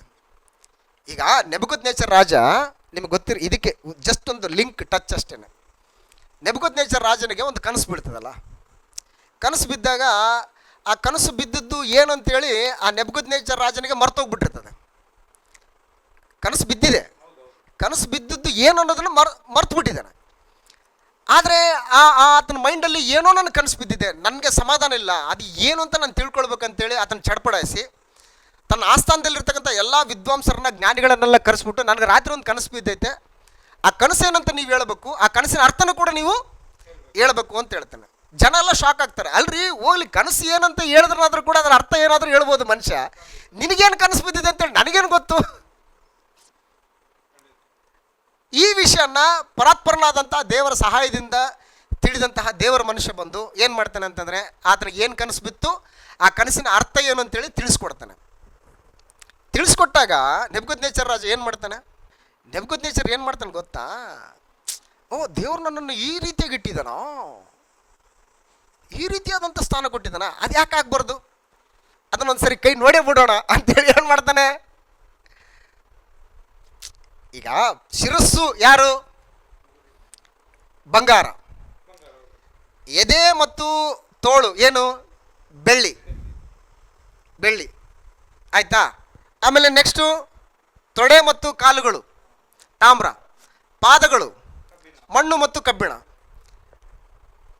ಕಿರೀಟ ಚಿನ್ನ ಯಾರು, ನೆಬೂಕದ್ನೆಚ್ಚರ ನೀನೇ. ಅಂದರೆ ನನಗಿಂತ ಉನ್ನತವಾಗಿ ನೆಕ್ಸ್ಟ್ ಯಾರು ಇಲ್ಲ, ನಾನೇ ಚಿನ್ನ, ನಾನೇ ಉನ್ನತ ಅನ್ನುವಂಥದ್ದು ಆತನ ಕನಸಿನಲ್ಲಿ ಬಿದ್ದಾಗ ನೆಕ್ಸ್ಟ್ ನನಗಿಂತ ಬಲಹೀನ ರಾಜ್ಯ ಬರ್ತದೆ, ನೆಕ್ಸ್ಟ್ ಹಿಂಗೆ ಬರ್ತದೆ ಅಂದಾಗ, ಅಯ್ಯೋ ಇದೆಲ್ಲ ಆದಮೇಲೆ ಪರಲೋಕದ ದೇವರೇ ಒಂದು ರಾಜ್ಯನ ಸ್ಥಾಪನೆ ಮಾಡಿ ಆ ರಾಜ್ಯ ಉನ್ನತೋನ್ನತವಾಗಿ ಬೆಳೆದು ನಿಂತ್ಕೊಳ್ತದೆ, ಸಕಲ ಜನಗಳೂ ಅದ್ರ ಕಡೆ ಪ್ರವಾಹಗಳನ್ನು ನುಗ್ತಾರೆ, ಅದೇ ಶಾಶ್ವತವಾಗಿ ನಿಲ್ಲುವಂಥ ರಾಜ್ಯ ಅಂತೇಳಿ ಆತನಿಗೆ ಗೊತ್ತಿದ್ರೂ ಕೂಡ, ನಾನೇ ಬಂಗಾರ ಅಂತ ಹೇಳಿದ್ದೀನಲ್ಲ, ಇದನ್ನ ಯಾಕೆ ಬಳಸ್ಕೋಬಾರ್ದು ನಾನು ಅಂತೇಳಿ ಏನು ಮಾಡ್ತಾನೆ, ತನ್ನದೇ ಆದಂಥ ವಿಗ್ರಹನ ಏನು ಮಾಡ್ತಾನೆ ನಿಲ್ಲಿಸ್ಬಿಟ್ಟು. ಎಲ್ಲರೂ ಅದಕ್ಕೇನು ಮಾಡ್ರಿ ನೀವು, ಯಾರನ್ನ ತಗೊಂಬರ್ತಾರೆ, ಯಾರು ಈ ರಹಸ್ಯ ಹೇಳಿದ್ರೆ ಅವ್ರನ್ನೂ ಕೂಡ ಏನು ಮಾಡ್ತಾನೆ ಇವಾಗ. ಅಂದರೆ ಈ ಆಲೋಚನೆಗಳು ಹೆಂಗೆ ಬದಲಾಗ್ತವೆ ಅಂತ ಹೇಳೋಕ್ಕಾಗಲ್ಲ ಮನುಷ್ಯನಿಗೆ ಅಂತ. ನನ್ನನ್ನು ಏನಾದರೂ ಹೊಗಳಿದ್ರು ಅಂತ ಇಟ್ಕೊಳ್ಳಿ, ಏನಾಗ್ತದೆ ಗೊತ್ತಾ, ಆ ಮನಸ್ಸಲ್ಲಿ ಎಲ್ಲೋ ಒಂದು ಕಡೆ ಮೂಲೆಯಲ್ಲಿ ಇರ್ತದೆ, ಅವಾಗ ಏನಾಗ್ತದೆ, ಕಂಪೇರ್ ಮಾಡೋಕ್ಕೆ ಸ್ಟಾರ್ಟ್ ಆಗ್ತೀನಿ ನಾನು ಹೇಳ್ದಂಗೆ ಅವ್ರು ಹೇಳ್ದಂಗೆ, ಓಹೋ ನಾನು ಹಿಂಗೆ ಹೇಳಿದೆ ಅಂತ ಏನಾಗುತ್ತದು, ನಿನ್ನನ್ನು ಅಡ್ಡದಾರಿ ಕರ್ಕೊಂಡು ಹೋಗ್ಬಿಡ್ತದೆ. ಅದಕ್ಕೆ ನೀನು ಮುಖಸ್ತುತಿಯಿಂದ ನೀನು ಏನು ಮಾಡಿ ನೀನು ದೂರ ಇರಬೇಕು ಅಂತ ಹೇಳ್ತಾನೆ. ನೀನು ಹೇಳಿದ ಮೇಲೆ ಯಾರೂ ಕೂಡ ಬಂದು ಬ್ರದರ್ ತುಂಬ ಚೆನ್ನಾಗಿ ಹೇಳಿದಂತೆ ಯಾರೂ ಕೂಡ ನಾನು ಹೇಳಬೇಕು ಅನ್ನುವಂಥದ್ದನ್ನು ನೀನು ಏನು ಮಾಡಬಾರ್ದು, ನೀನು ನಿರೀಕ್ಷೆ ಮಾಡಬಾರ್ದು. ಇದ್ರ ವಿಷಯದಲ್ಲಿ ನಿಮಗೇನಾದರೂ ಡೌಟ್ ಇದೆಯಾ, ಸಂಶಯ ಇದೆಯಾ, ಇದ್ರೆ ಕೇಳಿ, ನಾನು ಹೇಳುವಂಥ ಪ್ರಯತ್ನ ಮಾಡ್ತೇನೆ. ಇಷ್ಟಕ್ಕೆ ಸೀಮಿತ ಆಗಿರ್ಬೇಕು. ಬ್ರದರ್ ಹೆಂಗೆ ಹೇಳಿದೆ ಬ್ರದರ್, ನಾನು ಹೆಂಗೆ ಹೇಳಿದೆ ಬ್ರದರ್, ಹೇಳಿ ಬ್ರದರ್ ಅಂತ ನಿಮ್ಮಿಂದ ನಾನು ಮುಖಸ್ತುತಿಯನ್ನು ತೆಗೆದುಕೊಳ್ಳೋದಕ್ಕೆ ಸುವಾರ್ತಿಕನು ಹೋಗಬಾರ್ದು. ಇದು ಇಂಪಾರ್ಟೆಂಟು. ಮುಖಸ್ತುತಿಯಿಂದ ದೂರ ಇರಬೇಕು ಸುವಾರ್ತಿಕ. ಆಮೇಲೆ ಮನುಷ್ಯರ ಹೊಗಳಿಕೆಯಿಂದ ಏನು ಮಾಡಬರಬೇಕು, ದೂರ ಇರಬೇಕು. ಮುಖಸ್ತುತಿ ಮತ್ತು ಮನುಷ್ಯರ ಹೊಗಳಿಕೆ ಇವೆರಡರಲ್ಲಿ ಒಂದು ಸ್ವಲ್ಪ ಡಿಫ್ರೆಂಟ್ ಇದೆ.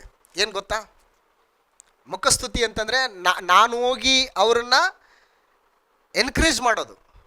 ಅಂದರೆ ನಾನು ಹೋಗಿ ಬ್ರದರ್ ಚೆನ್ನಾಗಿ ಹೇಳಿದ್ನಲ್ಲ ಬ್ರದರ್, ನಾನು ಬ್ರದರ್ ಅವ್ರಿಗಿಂತ ಬೆಟ್ರಲ್ಲ ನಾನು ಅಂತ ನಾನೇನು ಮಾಡೋದು, ಅವ್ರ ಮುಖಸ್ತುತಿನ ಮಾಡಬಾರ್ದು ಅಂತ.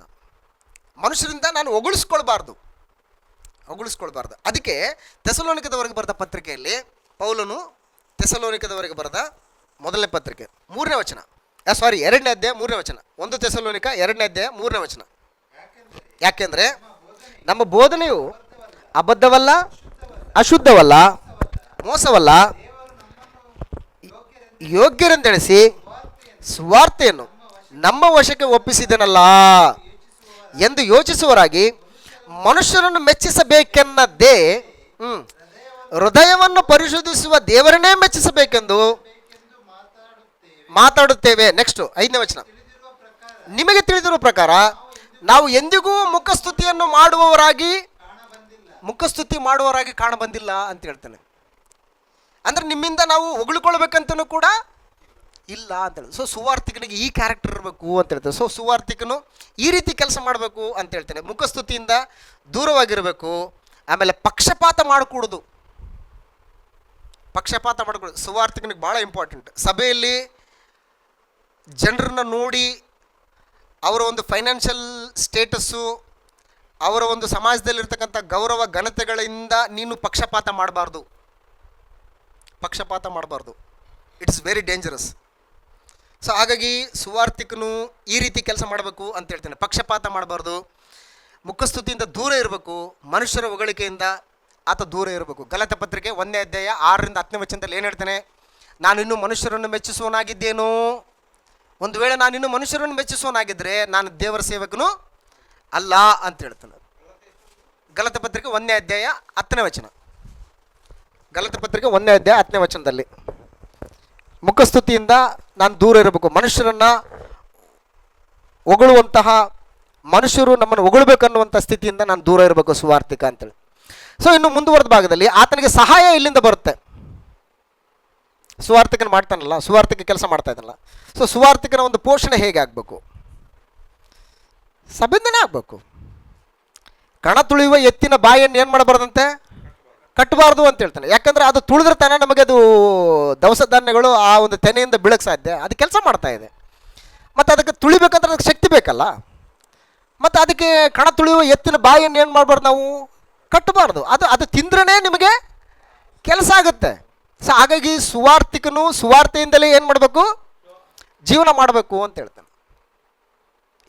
ಈ ಹಂತಕ್ಕೆ ಇವತ್ತು ಬೆಳಿಬೇಕು. ಇವತ್ತು ಸಭೆ ಈ ಒಂದು ಹಂತಕ್ಕೆ ಬೆಳಿಬೇಕು. ಆದರೆ ಸುವಾರ್ತಿಕರು ಮತ್ತು ಅಪೋಸ್ತಲರು ಏನು ಮಾಡಿದ್ರು ಅಂತಂದರೆ, ಈ ರೀತಿಯಾದಂಥ ಒಂದು ಭಾರವನ್ನು ಸಭೆ ಮೇಲೆ ಹಾಕಲಿಲ್ಲ. ಅವರು ಪ್ರಾರಂಭದಲ್ಲಿ ಈ ರೀತಿ ಭಾರನ್ನು ಅವ್ರು ಏನು ಮಾಡಲಿಲ್ಲ, ಸಭೆ ಮೇಲೆ ಹಾಕಲಿಲ್ಲ. ಅವ್ರದ್ದೇ ಆದಂಥ ಒಂದು ಕೈ ಕೆಲಸ ಇತ್ತು. ಅವರು ಕೈ ಕೆಲಸ ಮಾಡಿ ಅವರ ಕೊರತೆಗಳನ್ನು ನೀಗಿಸಿ, ತಮ್ಮ ಜೊತೆಲಿದ್ದವರ ಕೊರತೆಗಳನ್ನು ಕೂಡ ನೀಗಿಸಿ, ನಿಮ್ಮ ಮೇಲೆ ಭಾರ ಆಗಬಾರ್ದು ಅಂತ ಹೇಳ್ಬಿಟ್ಟು ಏನು ಮಾಡಿದೆ, ನಾವು ಒಂದು ಮಾದರಿನ ತೋರಿಸಿದ್ವಿ ಅಂತ ಹೇಳ್ತಾನೆ. ಆದರೆ ಆ್ಯಕ್ಚುಲಾಗಿ ಸುವಾರ್ತಿಕನು ಆತನಿಗೆ ಸಹಾಯ ಎಲ್ಲಿಂದಪ್ಪ ಅಂತಂದರೆ, ಕೊರಿಂಥದವರಿಗೆ ಬರೆದ ಮೊದಲನೇ ಪತ್ರಿಕೆ 9ನೇ ಅಧ್ಯಾಯ 4ನೇ ವಚನದಲ್ಲಿ ಈ ವಿಷಯವನ್ನು ನಾವು ಗಮನಿಸ್ತೇವೆ. ಕೊರಿಂಥದವರಿಗೆ ಬರೆದ ಮೊದಲನೇ ಪತ್ರಿಕೆ 9ನೇ ಅಧ್ಯಾಯ 4ನೇ ವಚನದಲ್ಲಿ, ಅನ್ನಪಾನಗಳಿಗೆ ನಮಗೆ ಹಕ್ಕಿಲ್ಲವೇ? ಕ್ರೈಸ್ತ ಸಹೋದರಿಯರಾಗಿರುವ ಹೆಂಡತಿಯರನ್ನು ಕರ್ಕೊಂಡು ಸಂಚರಿಸುವುದಕ್ಕೆ ಮಿಕ್ಕಾದ ಅಪೋಸ್ತಲರಂತೆಯೂ ಕರ್ತನ ತಮ್ಮಂದಿರಂತೆಯೂ ಕೇಫನಂತೆಯೂ ನಮಗೆ ಹಕ್ಕಿಲ್ಲವೇ? ಅಥವಾ ಕೈ ಕೆಲಸವನ್ನು ಮಾಡದೆ ಜೀವಿಸುವುದಕ್ಕೆ ನನಗೂ ಬಾರ್ನಬರಿಗೂ ಮಾತ್ರ ಹಕ್ಕಿಲ್ಲವೇನು? ಯಾವ ಸಿಪಾಯಿಯಾದರೂ ಸ್ವಂತ ಖರ್ಚಿನಿಂದ ಯುದ್ಧಕ್ಕೆ ಹೋಗುವುದುಂಟೆ? ದ್ರಾಕ್ಷಿ ತೋಟವನ್ನು ಮಾಡಿದವನು ಅದರ ಫಲವನ್ನು ತಿನ್ನದೇ ಇರುವುದುಂಟೋ? ಪಶುಗಳನ್ನು ಸಾಕಿದವನು ಅವುಗಳ ಹೈರಿನಿಂದ ಜೀವಿಸದೇ ಇರುವುದುಂಟೋ? ನಾನು ಹೇಳಿದು ಬರೀ ಲೋಕವಾಡಿಕೆಯ ಮಾತೋ? ಧರ್ಮಶಾಸ್ತ್ರವೂ ಇದನ್ನು ಹೇಳುವುದಿಲ್ಲವೋ? ಕಣ ತುಳಿಯುವ ಎತ್ತಿನ ಬಾಯಿಯನ್ನು ಕಟ್ಟಬಾರದೆಂದು ಮೋಶೆಯ ಧರ್ಮಶಾಸ್ತ್ರದಲ್ಲಿ ಬರೆದಿದೆ. ದೇವರು ಚಿಂತಿಸುವುದು ಎತ್ತುಗಳಿಗಾಗಿಯೋ ಅಥವಾ ನಮಗೋಸ್ಕರವಾಗಿಯೇ ಹೇಳುತ್ತಾನೋ? ಹೌದು, ನಮಗೋಸ್ಕರ ಬರೆದಿದೆ. ಉಳುವವನು ಬೆಳೆಯಲ್ಲಿ ತನಗೆ ಪಾಲು ದೊರಕುತ್ತದೆಂದು ಉಳುವುದು, ಒಕ್ಕುವವನು ತನಗೆ ಪಾಲು ದೊರಕುತ್ತದೆಂದು ಒಕ್ಕುವುದು ನ್ಯಾಯ. ಆದ್ದರಿಂದ 14ನೇ ವಚನದಲ್ಲಿ ಅದೇ ರೀತಿಯಾಗಿ ಕರ್ತನು ಸಹ ಸುವಾರ್ತೆಯನ್ನು ಸಾರುವವರು ಸುವಾರ್ತೆಯಿಂದಲೇ ಜೀವನ ಮಾಡಬೇಕೆಂದು ನೇಮಿಸಿದನು ಅಂತ ಹೇಳ್ತಾನೆ. ಸೊ ಸುವಾರ್ತೆ ಮಾಡುವವನು ಎಲ್ಲಿಂದ ಜೀವನ ಮಾಡಬೇಕಂತೆ? ಸುವಾರ್ತೆಯಿಂದನೇ ಜೀವನ ಮಾಡಬೇಕು ಅಂತ. ಅದು ಹೇಗೆ ಅನ್ನುವಂಥದ್ದನ್ನು ಕಾಣಿಕೆ ಅಂತೇಳಿ ಒಂದು ಭಾಗ ಬರುತ್ತೆ. ಆರಾಧನೆ, ಇಟ್ಸ್ ವರ್ಷಿಪ್ ಅಂತ ಒಂದು ಬರುತ್ತಲ್ಲ, ಮಧ್ಯಾಹ್ನ ಅದರದ್ದನ್ನು ನಾವು ನೋಡ್ಕೊಳ್ಳೋಣಂತೆ. ಈಗ ಸುವಾರ್ತಿಕ ಆತನಿಗೆ ಸಹಾಯ ಎಲ್ಲಿಂದ ಅಂತಂದರೆ, ಎಲ್ಲಿಂದ ಬರಬೇಕು? ಸುವಾರ್ತೆಯಿಂದನೇ ಬರಬೇಕು. ಸುವಾರ್ಥ ಸೇವೆಯಿಂದನೇ ಬರಬೇಕು. ಅದಕ್ಕೆ 3 ಉದಾಹರಣೆ ಹೇಳ್ತಾನೆ ನೋಡಿ. ಎಲ್ಲಿ? 7ನೇ ವಚನದಲ್ಲಿ ಒಂದು ಸಿಪಾಯಿ ಬಗ್ಗೆ. ಸಿಪಾಯಿ ಸ್ವಂತ ಖರ್ಚಿನಿಂದ ಯುದ್ಧಕ್ಕೆ ಹೋಗ್ತಾನ? ಇಲ್ಲ. ಆಮೇಲೆ 2ನೇದ್ದು ದ್ರಾಕ್ಷಿ ತೋಟ, ಅಗ್ರಿಕಲ್ಚರ್ ಡಿಪಾರ್ಟ್ಮೆಂಟ್ಗೆ ಹೋಗ್ತಾನೆ, ವ್ಯವಸಾಯಕ್ಕೆ ಹೋಗ್ತಾನೆ. ದ್ರಾಕ್ಷಿ ತೋಟ ಮಾಡಿದವನು ಅದರ ಫಲವನ್ನು ತಿನ್ನದೇ ಇರ್ತಾನ? ತಿಂತಾನೆ. ದ್ರಾಕ್ಷಿ ಉಳುಮೆ ಮಾಡಿದಂತಹ ವ್ಯಕ್ತಿ ದ್ರಾಕ್ಷಿ ಹಣ್ಣು ಬಂದಾಗ ಅದನ್ನು ತಿನ್ನಲ್ವಾ? ತಿಂತಾನೆ. ಯಾಕಂದ್ರೆ ನಾನು ಉತ್ತಿದ್ದೀನಿ, ನಾನು ಬಿತ್ತಿದ್ದೀನಿ, ನಾನು ಕಷ್ಟಪಟ್ಟಿದ್ದೀನಿ, ಇವತ್ತು ಫಲ ಬಂದಿದೆ, ಫಲನ ಏನು ಮಾಡ್ತೀನಿ? ನಾನು ತಿಂತೀನಿ. ಇವಾಗ ನಾನು ಸಹೋದರ ಸುನಿಲ್ರವರಿಗೆ ವಾಕ್ಯ ಹೇಳಿದ್ವಿ ಅಂತ ಇಟ್ಕೊಳ್ಳಿ, ಸುವಾರ್ತೆ ಹೇಳಿದೀವಿ ಅಂತೇಳಿ, ಸುವಾರ್ತೆ ಮೂಲಕ ಅವ್ರನ್ನ ಪಡೆದಿದ್ದೀವಿ ನಾವು. ಪ್ರಾರಂಭದಲ್ಲಿ ಏನು ಮಾಡ್ಬಾರ್ದು, ನಾವು ಅವ್ರನ್ನ ಭಾರ ಹಾಕ್ಬಾರ್ದು, ಅವ್ರನ್ನ ಇನ್ನೂ ಬೆಳೆಸ್ಬೇಕು, ಅವ್ರನ್ನ ಇನ್ನೂ ಬೆಳೆಸ್ಬೇಕು, ಅವ್ರು ಇನ್ನೂ ಬೆಳಿಬೇಕು, ಇನ್ನೂ ಬೆಳಿಬೇಕು, ಇನ್ನೂ ಬೆಳಿಬೇಕು. ಬೆಳೆದು ಫಲ ಕೊಡುವಾಗ ಬ್ರದರ್ ನಾನು ಫಲ ಕೊಡಿ, ನಿಮಗೆ ಫಲ ಬರೋದಕ್ಕೆ ನಾನು ಕಷ್ಟಪಟ್ಟಿದ್ದೀನಿ, ನಿನ್ನ ಫಲನ ತಿನ್ನಬಾರ್ದಂತ ನನಗೇನು ಹಕ್ಕಿಲ್ವ ನನಗೆ? ಸೊ ಈ ರೀತಿ ಸಿಸ್ಟಮ್ ಸುವಾರ್ತಿಕನ ಹೆಂಗೆ ಬದುಕಬೇಕು, ಹೆಂಗೆ ಅವನಿಗೆ ಸಹಾಯ ಅಂತಂದರೆ ಈ ರೀತಿಯಾದಂಥ ಒಂದು ಸಹಾಯ. ಸೊ ಇನ್ನು ಕೊನೆಯದಾಗಿ ಸುವಾರ್ತಿಕನ ಧ್ಯೇಯ ಏನು, ಸುವಾರ್ತಿಕನ ಒಂದು ಗುರಿ, ಈ ಒಂದು ಭಾಗ ನೋಡಿಕೊಂಡು ಮುಕ್ತಾಯ ಮಾಡ್ಕೊಳ್ಳೋಣ. ಸುವಾರ್ತಿಕನ ಧ್ಯೇಯ ಏನು? ಎಸ್, ಯಾರಾದ್ರೂ ಹೇಳ್ತೀರಾ? ಸುವಾರ್ತಿಕನ ಗುರಿ ಏನು?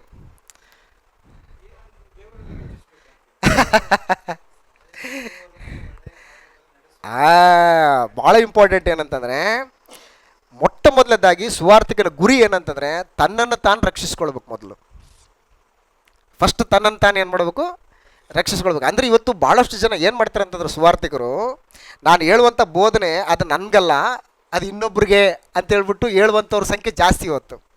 ಅದು ನನಗಲ್ಲ, ಅದು ಯಾರಿಗೆ, ಅದು ಬೇರೆಯವ್ರಿಗೆ, ಅದು ನನಗಲ್ಲ. ಅದು ಈ ಮೈಂಡ್ ಸೆಟ್ಟಿಂದ ಆಚೆ ಬರಬೇಕು ಸುವಾರ್ತಿಕ.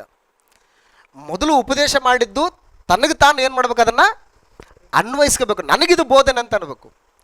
ಆಮೇಲೆ ಅದು ಯಾರಿಗೆ, ಇತರಿಗೆ. ಅಂದರೆ ಮೇನ್ ಇಂಪಾರ್ಟೆಂಟು ಸುವಾರ್ತಿಕನ ಗುರಿ ಏನಾಗಿರ್ಬೇಕಂದ್ರೆ, ಮೊದಲು ತನ್ನನ್ನು ತಾನು ರಕ್ಷಿಸ್ಕೊಳ್ಬೇಕು, ಎರಡನೇದ್ದು ತನ್ನ ಉಪದೇಶ ಕೇಳುವಂಥವ್ರನ್ನು ಕೂಡ ಏನು ಮಾಡಬೇಕು, ರಕ್ಷಿಸ್ಬೇಕು. ಇದು ಸುವಾರ್ತಿಕನ ಗುರಿ, ಇದು ಸುವಾರ್ತಿಕನ ಧ್ಯೇಯ. ಸೊ ಹಾಗಾಗಿ ಇದು ಆರ್ಗನೈಸೇಷನ್ ಅಂದರೆ ಇದು ಸಂಘಟನೆ. ಇದು ದೇವರು ಈ ರೀತಿಯಾದಂಥ ಒಂದು ವ್ಯವಸ್ಥೆಯನ್ನು ತನ್ನ ಸಭೆಯಲ್ಲಿ ಆತನು ತೋರಿಸ್ಕೊಡ್ತಾನೆ. ಈ ರೀತಿಯಾಗಿ ನಡೆಯುವಂಥ ಸಭೆಯನ್ನು ಏನು ಮಾಡ್ತಾನೆ, ಆತನು ಅಂಗೀಕರಿಸ್ಕೊಳ್ತಾನೆ. ಈ ಬಾರ್ಡ್ರಿಂದ ಆಚೆಗಿದ್ದು ನೀನು ಮಾಡ್ತೀನಿ ಅಂತಂದರೆ ಅದನ್ನು ಯಾವುದೇ ಕಾರಣಕ್ಕೂ ಆತನು ಸ್ವೀಕಾರ ಮಾಡಲ್ಲ. ವಚನ ಓದ್ಕೊಂಡು ಈ ಭಾಗನ ಮುಗಿಸೋಣ. ತಿಮೋತಿಗೆ ಬರೆದ ಮೊದಲನೇ ಪತ್ರಿಕೆ 4ನೇ ಅಧ್ಯಾಯ 16ನೇ ವಚನ. ನಿನ್ನ ಉಪದೇಶದ ವಿಷಯದಲ್ಲಿಯೂ ಎಚ್ಚರಿಕೆ ಆಗಿರು ಅಂತ ಹೇಳಿದ್ರು.